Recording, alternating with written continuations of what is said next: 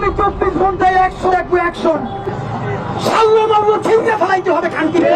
শরীফ ওসমান হাদী, যার শরীরের পুরোটাই সাহসে ভরা, বক্তৃতায় তোলেন প্রতিবাদের ঝড়, কথা বলেন কঠোর ভাষায়। সেই কঠোর ভাষা কখনো আওয়ামী লীগের বিরুদ্ধে যায়, আবার কখনো যায় অন্যান্য দলগুলোর বিরুদ্ধে। তবে হাদী কখনোই এসব নিয়ে ভাবেন না। জুলাইয়ের আন্দোলনে সামনে থেকে নেতৃত্ব দেয়া এই যুবক গণ অভ্যুত্থানের চেতনা টিকিয়ে রাখতে গড়ে তুলেছেন ইনকিলাব মঞ্চ।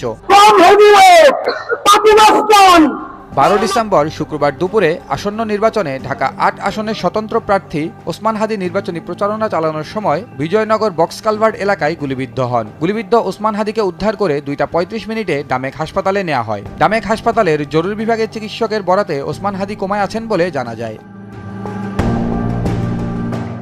এদিকে ওসমান হাদী গুলিবিদ্ধ হওয়ার খবর মুহূর্তেই ছড়িয়ে পড়লে ডামেক হাসপাতালের সামনে জড়ো হন জুলাই অভ্যুত্থানের আন্দোলনকারীরা। হামলাকারীদের দ্রুত আইনের আওতায় আনার নির্দেশ দিয়েছেন প্রধান উপদেষ্টা। আর গ্রেফতার ও শাস্তির দাবি জানিয়েছে বিএনপি, জামাত সহ জুলাই আন্দোলনের সহযোদ্ধারা।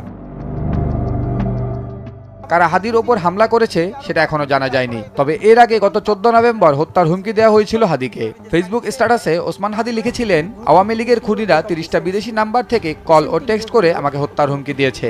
সেসব ফোন কল ও মেসেজে হাদীকে হত্যা, তার বাড়িতে আগুন, তার মা, বোন ও স্ত্রীকে ধর্ষণের হুমকিও দেওয়া হয়েছিল।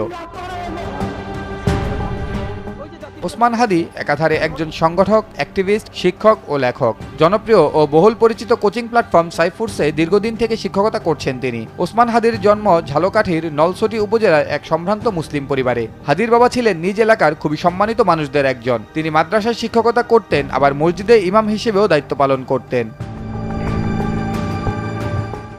ন্যায়কে ন্যায় বলা আর অন্যায়কে অন্যায় বলার সাহস হাদী পেয়েছেন তার বাবার কাছ থেকে। পরিবারের 3 ভাই বোনের মধ্যে হাদী সবার ছোট। শিক্ষা জীবনের শুরুতে তিনি লেখাপড়া করেছেন ঝালকাঠির বিখ্যাত নাসিরাবাদ কামিল মাদ্রাসা থেকে। বরিশাল বিভাগ তো বটেই, এটি সারা বাংলাদেশের মধ্যে সবচেয়ে সুনামধন্য মাদ্রাসাগুলোর একটি। লেখাপড়ার পাশাপাশি ছোটবেলা থেকেই হাদী লেখালেখি সহ অন্যান্য কাজে বেশ সক্রিয় ছিলেন। ক্লাস 7-8-এ থাকাকালীন তিনি জাতীয় পর্যায়ের বিভিন্ন প্রতিযোগিতায় অংশ নিয়ে একাধিকবার পুরস্কারও পেয়েছিলেন। এইচএসসি শেষ করার পর তিনি ঢাকা বিশ্ববিদ্যালয়ে পড়ার সুযোগ পান।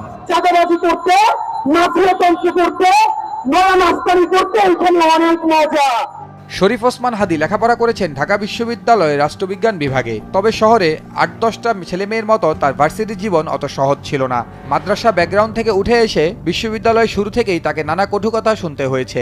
লম্বা লম্বা চুল ও মাথায় টুপি থাকার কারণে তার ডিপার্টমেন্টের শিক্ষকরাও তাকে শিবির ও হেফাজত বলে ডাকত।